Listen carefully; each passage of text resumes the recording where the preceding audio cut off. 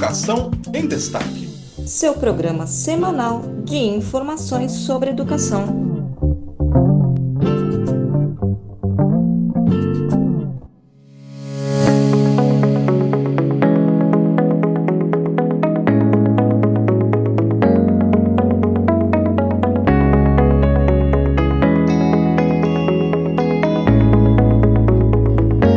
Considero meritório e oportuno o projeto Ora Examinado, tendo em vista que o surgimento da internet revolucionou as formas de comunicação, permitindo que a informação seja acessada diretamente pelas pessoas, o que transformou potencialmente cada usuário da rede mundial em uma fonte de conteúdos.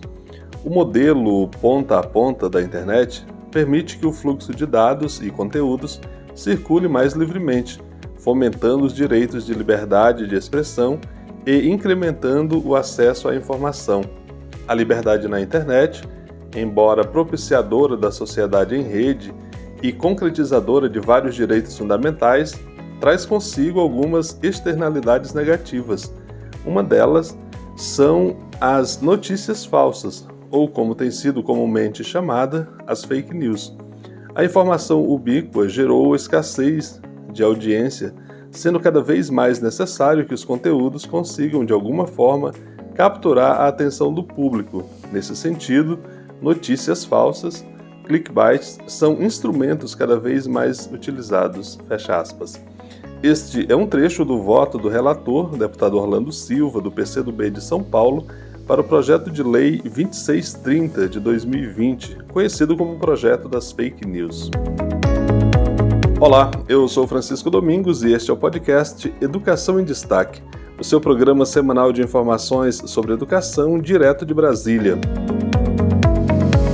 E no programa de hoje nós vamos tratar basicamente sobre o PL das Fake News, o projeto de lei 2630 de 2020, que vai ser então o nosso assunto principal por aqui. Se você não tomou conhecimento da tramitação desse projeto, certamente você conseguiu se desligar dos temas mais comentados do momento. Então, te aconselho a acompanhar por aqui essa discussão. Em que situação o projeto se encontra? Qual a importância dele para o Brasil? É sobre isso que nós vamos tratar, um programa inteirinho sobre esse assunto. Teremos uma entrevista especial sobre o projeto, a tramitação dele, o impacto dele para a sociedade, e você precisa ficar por aqui para acompanhar esse importante debate. Então é isso, está começando Educação em Destaque, eu te convido a ficar com a gente até o finalzinho do programa.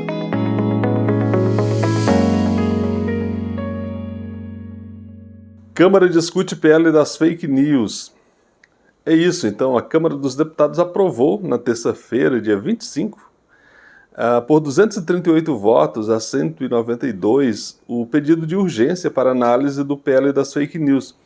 A proposta cria a Lei Brasileira de Liberdade, Responsabilidade e Transparência na Internet.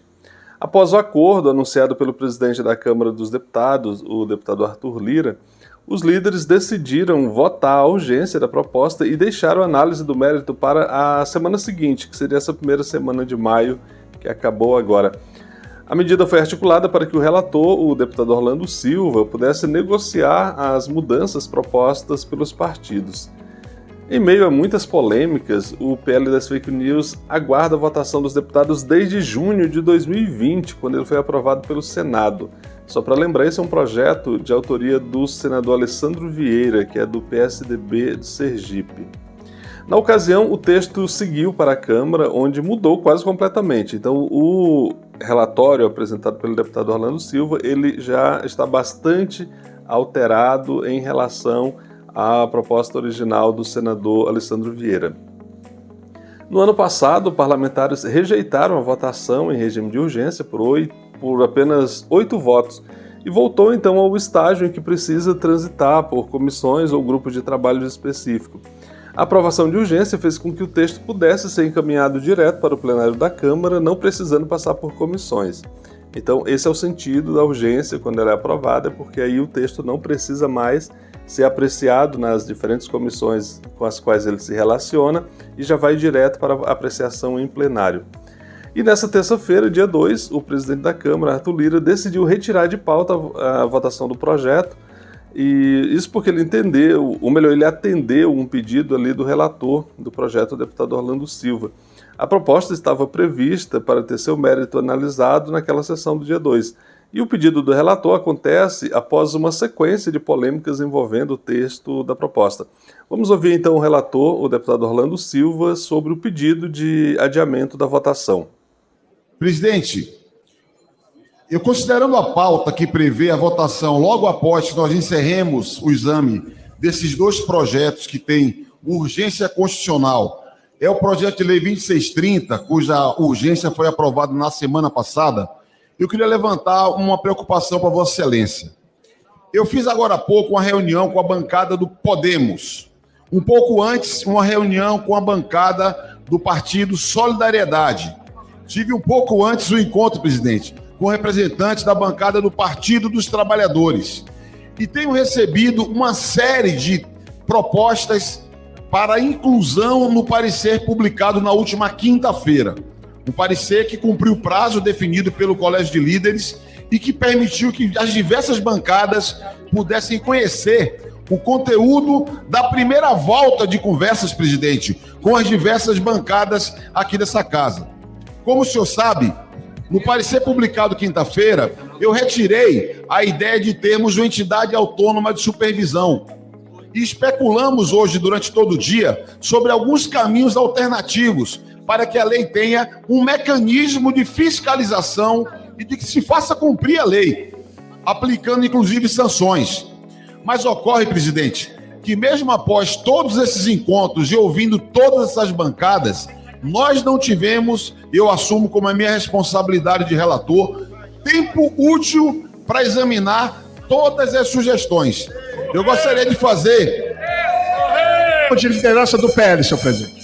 Eu gostaria de fazer, presidente, um apelo a Vossa Excelência, se Vossa Excelência, consultando os líderes ou usando a prerrogativa de presidente, se pudesse retirar da pauta de hoje, pudéssemos consolidar a incorporação de todas as sugestões que foram feitas, de modo a que possamos ter uma posição que unifique o plenário da Câmara dos Deputados, no movimento de combater desinformação, garantir liberdade de expressão, responsabilidade para as plataformas e transparência na internet. Esse é um tema, presidente, que não é do governo nem é da oposição, é um tema do Brasil. E aqui não pretendo, presidente, me permita, fazer gincana, mas produzir o melhor texto possível.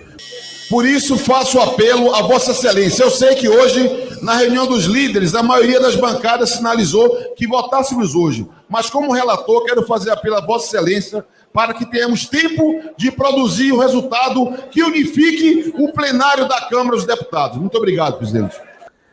Esse foi então o deputado Orlando Silva, do PCdoB de São Paulo, relator do PL das fake news. E no próximo bloco nós vamos ouvir uma especialista sobre a importância de combater as fake news. Fica por aqui. Você está ouvindo Educação em Destaque, o seu podcast sobre educação. Um oferecimento de Casa Saberes, apoio multidisciplinar. Neste bloco nós vamos conversar com a professora Ana Karim sobre a importância de se combater fake news e como o PL 2630 se aplica a esse fim. A professora Ana Karim possui doutorado em Educação pela Universidade Federal do Rio Grande do Sul, tem mestrado em Comunicação Social pela Pontifícia Universidade Católica do Rio Grande do Sul, especialização em Gestão Universitária pela Universidade de Santa Cruz do Sul e graduação em Comunicação Social, Relações Públicas pela mesma universidade. Atualmente, ela é professora da Faculdade de Biblioteconomia e Comunicação da Universidade Federal do Rio Grande do Sul, a URGS, exercendo também a função de diretora de comunicação da ADURGS Sindical. Pesquisa os temas de gestão de crise e gestão de riscos com foco em relações públicas. Tem experiência profissional e acadêmica nas áreas de gestão da educação superior, avaliação institucional, educação à distância, comunicação e relações públicas. Então vamos conversar com a professora Ana Karim. Professora Ana Karen, é um prazer receber a senhora aqui no podcast Educação em Destaque para discutirmos esse assunto, né, que ganhou bastante destaque aí nas últimas semanas, que é fake news, sobretudo considerando aí o contexto do debate do PL 2630, que pretende instituir aí a Lei Brasileira de Liberdade, Responsabilidade e Transparência na Internet. Eu gostaria de saber como a senhora está acompanhando esse debate que vem acontecendo no Congresso Nacional e, mais especificamente, desde a semana passada, na Câmara dos Deputados. A gente sabe que ele foi aprovado na semana passada, ali um rito de urgência, estava para ser votado no plenário da Câmara no dia 2, agora terça-feira, acabou que foi retirado de pauta, mas deve voltar a qualquer momento. Então, como a senhora está acompanhando esse debate? Olá, Francisco. Quero primeiro agradecer o convite. Fiquei muito feliz com essa oportunidade de estar conversando com todos os ouvintes aí que acompanham Educação em Destaque, esse canal de diálogo que tem debatido temas tão importantes, né? Não só para a nossa educação brasileira, mas para a sociedade como um todo. Então, o meu agradecimento e a minha saudação a quem nos ouve. Bom, falando sobre o teu tema especificamente, né, aquilo que nos move hoje, que é o PL 2630, eu acho que todos nós acompanhamos em maior ou menor grau as discussões aí nos últimos dias. Então, para a gente iniciar essa conversa, eu quero aqui abordar 3 questões que me parecem centrais. A primeira delas é sobre o que trata o PL 2630. A segunda questão é a diferença entre fake news e desinformação. E a terceira, os pontos que têm sido debatidos, então, com maior enfoque, ou aqueles pontos que a gente pode chamar de pontos críticos, que inclusive foram os responsáveis por adiar a votação da matéria na Câmara dos Deputados.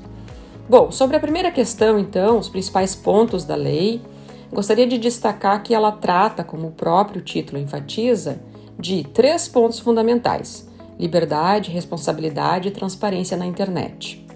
Então, assim como ao longo da história várias mídias passaram por regulação, o rádio passou por isso, a TV passou por isso, os próprios veículos impressos, né?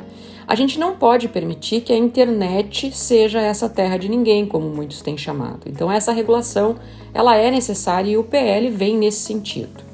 Além disso, liberdade de expressão não pode ser confundida com incitação ao ódio, desinformação ou abuso de qualquer natureza. Então, a lei trata basicamente disso. Primeiro, do fortalecimento do processo democrático por meio desse combate à desinformação, da própria questão do fomento à diversidade de informações na internet, né? Segundo, a busca por uma maior transparência sobre os conteúdos pagos disponibilizados na rede. E terceiro, ela visa desencorajar, então, o uso de contas falsas que disseminem desinformação na internet. Uma prática que a gente tem visto que é bastante recorrente no Brasil e que influencia a nossa vida em muitas medidas. Bom, dito isso, né, do que trata a lei, segundo, eu quero trazer aqui as diferenças entre essas duas expressões, fake news e desinformação. Porque apesar do PL ter ganhado esse apelido, né, de PL das fake news, ele trata de desinformação. Se alguém procurar lá, né, no texto do PL, não vai encontrar a expressão fake news, vai encontrar a expressão desinformação. Fake news diz respeito a uma notícia falsa, uma notícia que a gente diz na área da comunicação, né, uma notícia de interesse público que não tem credibilidade. Ou seja, eu parto do pressuposto de que há uma notícia que interessa a alguém e por algum motivo essa notícia não tem crédito, seja pela fonte que ela usa ou pelos dados que ela apresenta. Vou trazer um exemplo para a gente entender melhor, que é aquele exemplo da moradora do Guarujá que foi linchada, né? A gente conhece, infelizmente, uma história trágica, porque foi confundida com uma sequestradora de crianças. Então, aqui a gente tem um caso de alguém que gerou uma notícia que supostamente era de interesse público. Isso foi publicado também um retrato falado, e isso gerou, né, um caso de agressão, de violência que acabou no óbito dessa pessoa. Então, aqui a gente tem um exemplo do que representa fake news. Por outro lado, quando a gente fala de desinformação, que é aquilo do que trata o PL, a própria Unesco traz um material muito interessante sobre isso, né, sobre a questão da desinformação, e que ela criou na época da pandemia da Covid-19, porque a gente teve muita desinformação em saúde, né? A Unesco vai nos dizer que a desinformação diz respeito a informações desonestas, que são geradas muitas vezes e na maioria das vezes de forma intencional, para confundir ou manipular as pessoas. Ou seja, é o conteúdo falso, enganoso, que pode ameaçar o bem-estar da sociedade. Evidentemente que as mídias e a circulação rápida de informações do mundo de hoje potencializam essa desinformação. Mas então a desinformação é isso que tem uma característica muito mal intencionada, né, de manipular a pessoa em relação a um determinado tema, enquanto que fake news a gente pode dizer que é isso. É supostamente uma notícia de interesse público e que por algum ingrediente, seja aí a própria credibilidade da fonte ou a distorção de algum dado, não seja uma notícia verdadeira. Então, o PL trata de desinformação. E eu acho que é um tema que na sociedade a gente precisa deixar cada vez mais claro. Por fim, para encerrar, né, a resposta à tua pergunta, eu acho que a gente tem que destacar aqui os pontos polêmicos da lei. Alguns parlamentares mais críticos à proposta do PL dizem que ele vai censurar a liberdade de expressão de opiniões. Esse foi o primeiro ponto que eu destaco como polêmico. O próprio autor do projeto, que é o senador Alessandro Vieira, diz que, na verdade, ele explica, né, que direito como liberdade de expressão está assegurado pela Constituição e que, na verdade, o PL não trata disso. Outros pontos bastante polêmicos que a gente tem são a questão da fiscalização da lei, né? Quem vai fiscalizar, a questão da imunidade parlamentar dos congressistas nas manifestações na rede, em algum momento isso também é tratado, e a remuneração tanto de conteúdo jornalístico quanto de direitos autorais. Então, a partir desse panorama, eu creio que a gente já tem condições, né, de entender do que trata a lei, os pontos mais importantes e onde a gente precisa avançar nessa análise. Professora, essa discussão do PL 2630, essa matéria, portanto, que lida diretamente aí com que essa discussão sobre liberdade, não é, responsabilidade e transparência na internet, ela ganhou fôlego depois dos recentes ataques violentos em escolas e dos atos antidemocráticos de 8 de janeiro. Gostaria de saber como que a senhora relaciona essa questão, né, esse problema sério das fake news com esses episódios que nós temos aí no início do ano, relativo tanto aos ataques às escolas quanto aos atos democráticos de 8 de janeiro. De forma geral, eu vejo, né, que as manchetes têm trazido essa ideia de que o tema do PL 2630 ganhou força a partir destes dois eventos, vamos chamar assim. Mas eu acho que é importante a gente voltar um pouco antes disso e analisar outros pontos que para mim também são decisivos para a gente ter chegado nesse momento. Vocês devem lembrar que no ano de 2019 a Netflix lançou um documentário que foi traduzido no Brasil como Privacidade Hackeada. Para mim, aquele documentário, né, para mim que sou da área da comunicação, ele acabou sendo um marco importante para chamar a atenção das pessoas sobre o uso dos seus dados no ambiente virtual. Eu acho que talvez pela primeira vez ou uma das primeiras vezes a gente tem didaticamente muito bem explicado esse contexto. O documentário ele mostrava como uma empresa que se chamava Cambridge Analytica usava da análise dos dados de forma indevida, né, dados de milhões de pessoas, para manipular eleitores no processo eleitoral americano. Isso aconteceu na época da eleição do Trump nos Estados Unidos. O documentário ele também traz vários exemplos, né? Inclusive fala das eleições presidenciais no Brasil, e esses exemplos são de como a internet pode ser usada como essa terra sem lei para influenciar decisões políticas importantes. Depois disso, veio a pandemia, e a gente viu crescer no contexto da pandemia, de forma vertiginosa, a proliferação de desinformação via redes sociais digitais. As pessoas usavam mais a internet, ficavam mais tempo em casa e, consequentemente, geravam mais conteúdo. Esse conteúdo circulava mais, conteúdos de opinião, né? Muitas vezes de opinião pessoal. Isso, por um lado, foi bom, como toda a mídia, né? A gente tem isso, nem toda a mídia é só boa ou só ruim. Mas, por outro lado, essa tecnologia também possibilitou que tudo aquilo que eu digo possa circular de forma mais rápida no mundo. Então, como estamos falando de seres humanos e não de máquinas, né? A gente tem aí no contexto da pandemia um crescimento disso que a gente hoje chama e conhece como desinformação. Depois disso, no Brasil, né, passou a pandemia, tivemos aí o arrefecimento da pandemia, vieram as eleições presidenciais de 2022. Nesse ponto, mais ou menos, a gente já sabia como funcionavam as chamadas milícias digitais e o quanto isso poderia influenciar na decisão do voto na ocasião. Pois bem, eu me lembro que a revista Piauí fez há pouco tempo uma matéria muito interessante sobre esse assunto a partir do trabalho de 2 pesquisadores brasileiros, a Fernanda Sarques e o Marcos Nogueira. A Fernanda tem formação na área de comunicação política e o Marcos Nogueira na área de sociologia.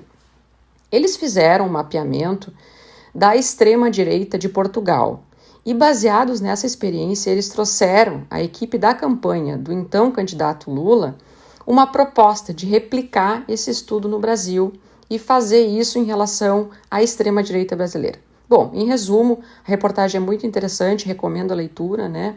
Mas esse mapeamento identificou que aquilo que os pesquisadores chamam de ecossistema de desinformação, no caso das eleições presidenciais no Brasil, funcionava em relação ao candidato Jair Bolsonaro com base em alguns eixos de desinformação.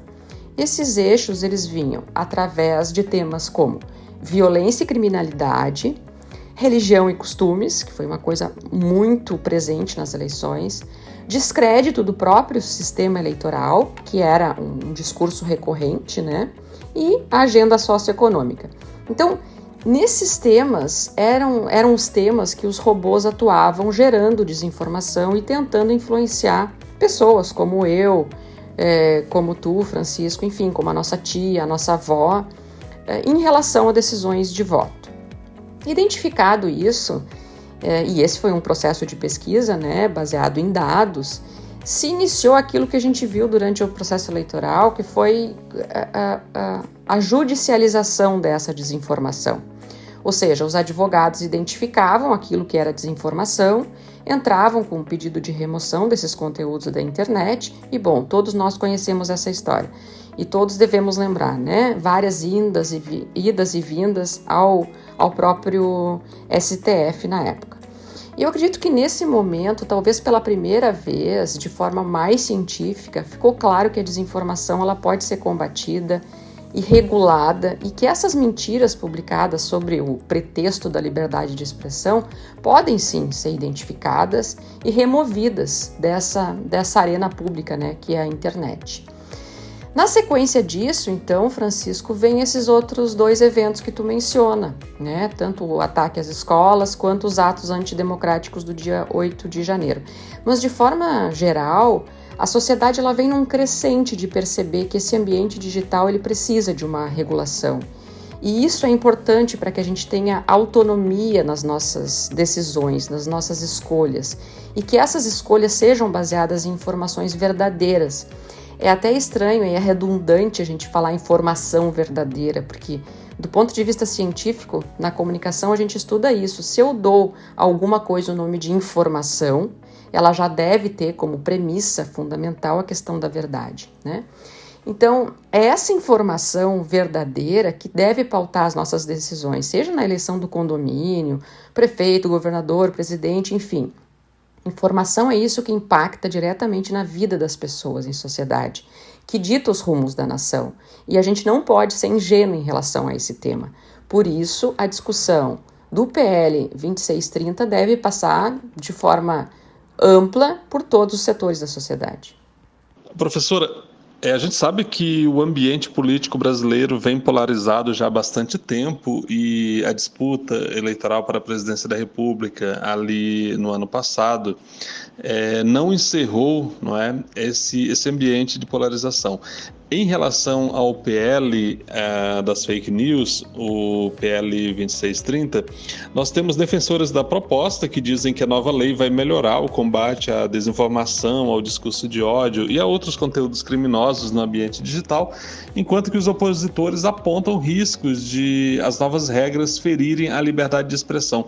Como é que a senhora vê esse debate aí, esses pontos de vista levantados tanto por quem defende a aprovação do PL, quanto quem se opõe a ele? Bom, eu acredito que de alguma forma eu já conduzi um pouco o meu entendimento sobre esse tema que tu traz, né? Eu realmente acredito que a regulação é importante, especialmente baseada nesses 3 conceitos que eu trouxe desde o início, e que o PL deixa muito claro, né? Liberdade, responsabilidade e transparência.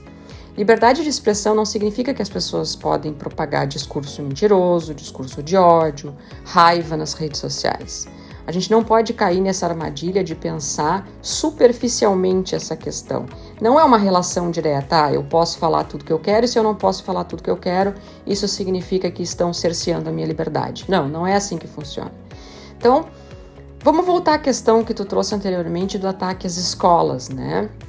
Francisco, muito do que a gente tem falado sobre proteger as escolas, sobre criar mecanismos que impeçam a entrada de pessoas estranhas, ou mesmo instalação de detectores de metais na porta da escola, enfim, muito disso que a gente tem falado se baseia em mecanismos físicos, visíveis.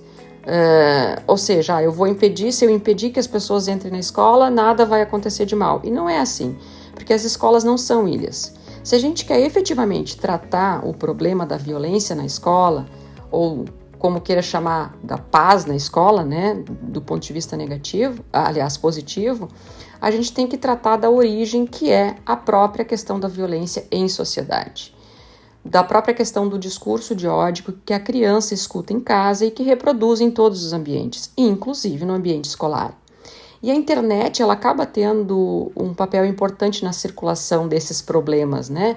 Dessas frustrações, desses discursos raivosos que a gente enxerga na sociedade de hoje. Eu não posso, então, querer que a escola seja um ambiente de paz se o entorno dessa escola, se o próprio ambiente familiar e se as plataformas digitais não expressam isso, não são esse ambiente de paz. Então, eu acredito que, de alguma forma, a lei pode sim coibir, pode fazer com que as pessoas pensem 2 vezes antes de propagar discurso de raiva e conteúdo falso nas plataformas digitais. Então, diminuir a circulação de desinformação pode contribuir para que, claro, a longo prazo, né, a gente também não pode achar que esse efeito vai ser imediato, mas para que no longo prazo a gente tenha uma sociedade mais crítica, mais harmoniosa, né? No sentido de que eu respeite o outro em todas as suas características, em todas as suas escolhas.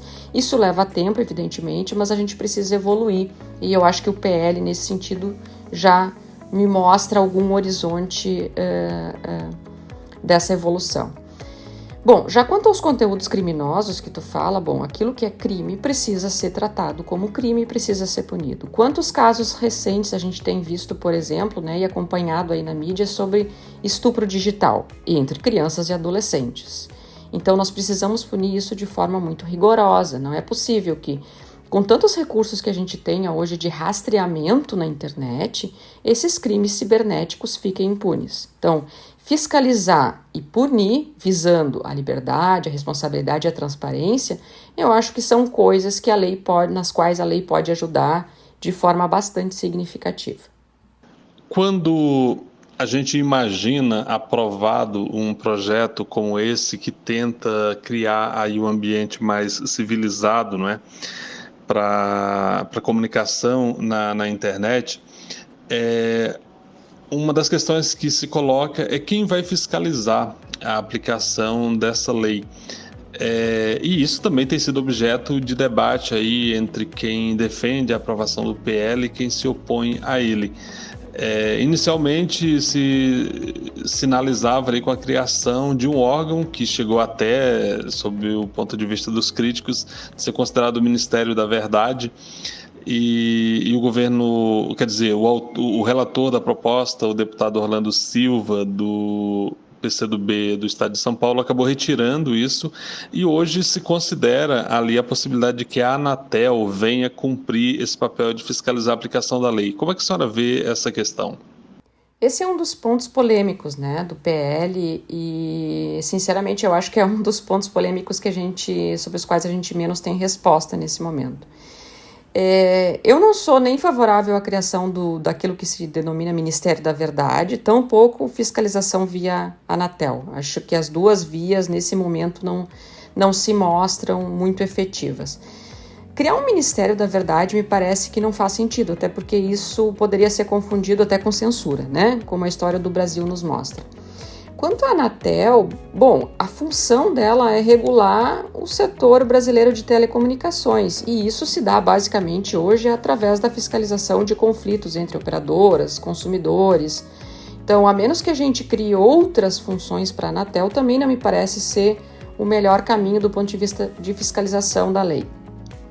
De forma geral, eu acho que a gente também não pode reinventar a roda.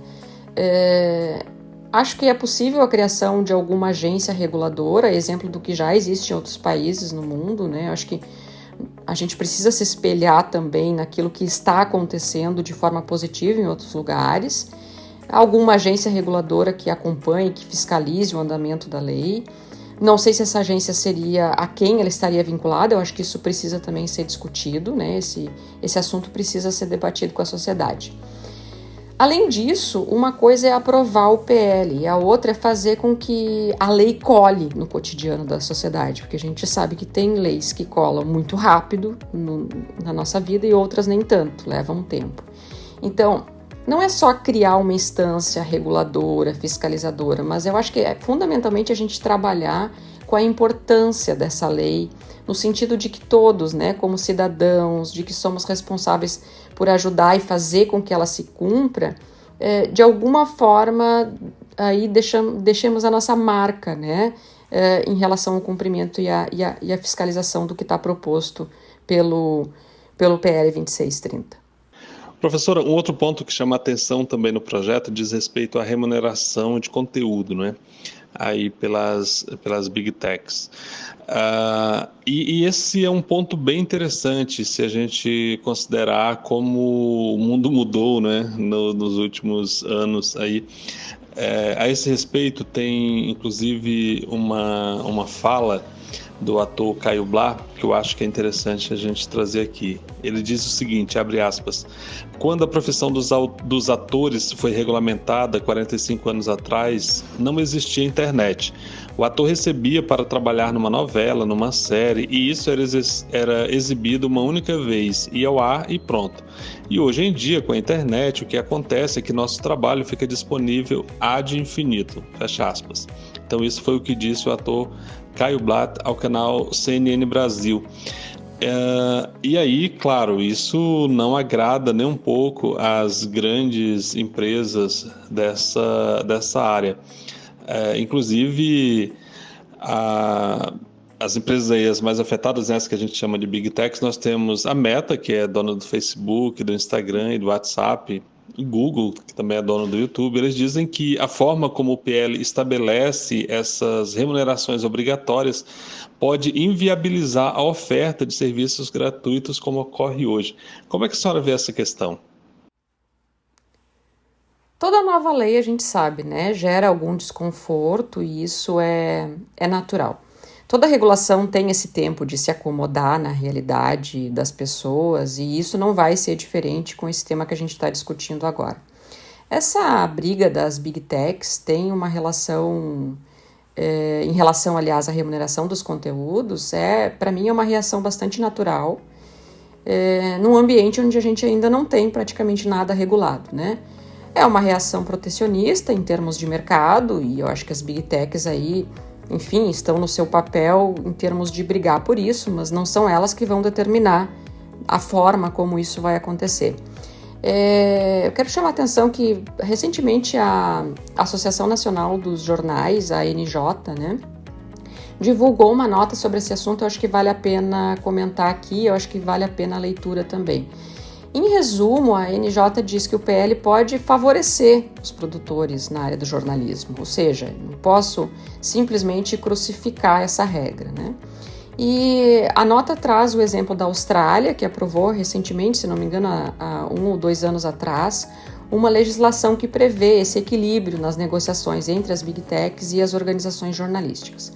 Ou seja, nós temos outras experiências que podem aí nos servir de referência e a gente vai ter que construir um modelo que beneficie a sociedade como um todo. Afinal, as Big Techs não vivem só da monetização de conteúdos jornalísticos e tampouco elas vão deixar de oferecer serviços gratuitos que estejam garantindo outras formas de engajamento dos seus usuários, né? A gente viu isso acontecer em relação a várias outras coisas, plataforma de streaming, ou seja, é mais um tema que a gente vai ter que amadurecer na medida em que as coisas vão sendo reguladas. Ainda pensando especificamente no caso dos conteúdos jornalísticos, a discussão para mim também passa por uma definição clara sobre quem produz esse tipo de conteúdo e aquilo que de fato eu posso chamar de conteúdo jornalístico, né? E aí entra uma outra discussão sobre a qual a gente pode aí falar praticamente por mais 1 ou 2 programas, né, Francisco, que é a questão da regulação da mídia no Brasil. Essa é uma pauta que eu imagino que vai vir com força aí nos próximos anos.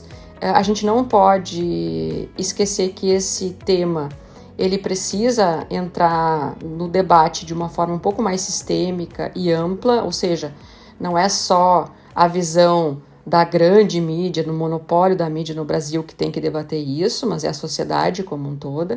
E para mim esse tema tem uma relação direta com a questão da circulação da informação e da desinformação. Mas enfim, isso eu quero deixar aí para uma próxima conversa.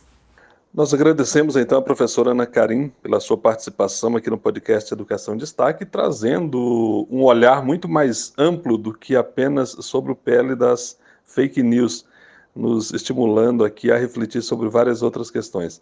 Muito obrigado então, e a gente deixa o espaço aberto aqui para as próximas participações da professora.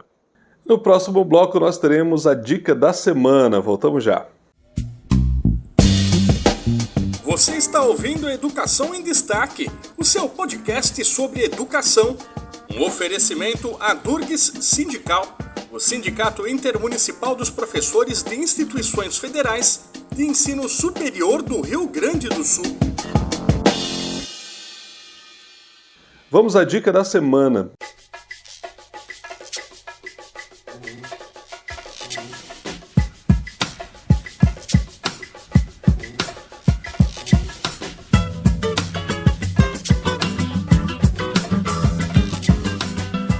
Vem aí o 28º CIAED, um congresso internacional da ABED, que é a Associação ali Brasileira de Educação à Distância.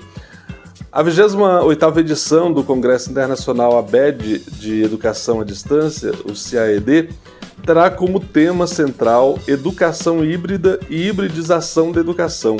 O encontro é promovido pela Associação Brasileira de Educação à Distância, a ABED, para tratar sobre assuntos e perspectivas da área, com convidados e empresas de renome.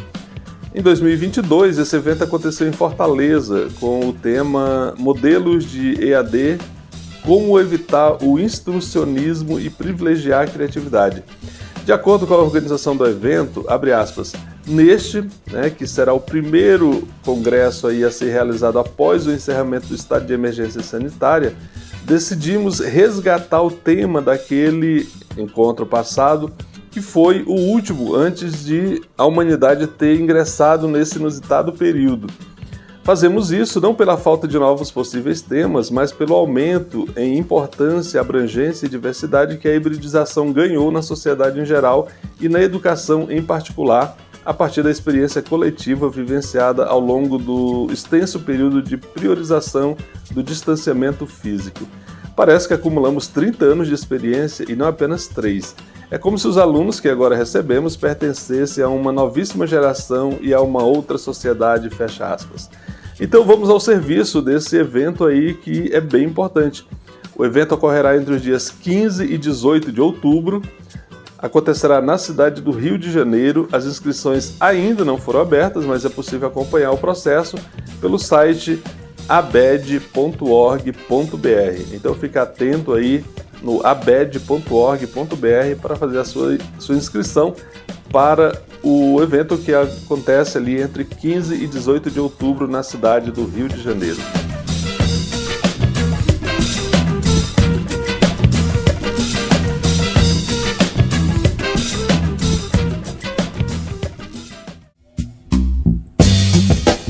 Você está ouvindo Educação em Destaque, o seu podcast sobre educação.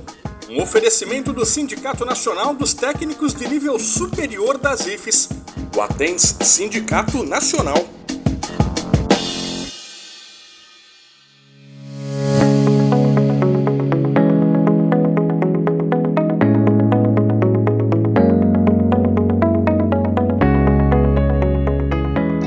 Nós estamos chegando ao final do nosso programa. Muito obrigado pela sua audiência. O podcast Educação em Destaque é uma produção de Destaque 61 Assessoria e Consultoria, e este programa foi produzido com informações da Agência Câmara, do portal Agência Brasil e também com informações aqui do site da ABED. O podcast Educação em Destaque é feito para você que valoriza conteúdo de qualidade, mas ele não seria possível sem o apoio dos nossos parceiros. O Sindicato Nacional dos Técnicos de Nível Superior das IFES, o ATENS Sindicato Nacional, a ADURGS Sindical, que é o Sindicato Intermunicipal dos Professores de Instituições Federais de Ensino Superior do Rio Grande do Sul, o Sindicato dos Docentes das Instituições Federais de Ensino Superior dos municípios de Ananindeua, Abaetetuba, Belém, Bragança e Cametá, o Sindiproifes Pará, e da Casa Saberes Apoio Multidisciplinar. E você também pode apoiar esse podcast. Procure por Educação em Destaque no Instagram, onde nós somos o educacão.destaque, segue o nosso perfil por lá. Também estamos no Facebook e no YouTube. Divulgue também o nosso conteúdo aí nas suas redes sociais, nos seus grupos de WhatsApp, de Telegram, e assim você vai fazer com que muito mais gente possa ter acesso às informações que a gente veicula por aqui. Então eu fico por aqui, espero você na próxima semana. Um grande abraço, até lá, tchau, tchau.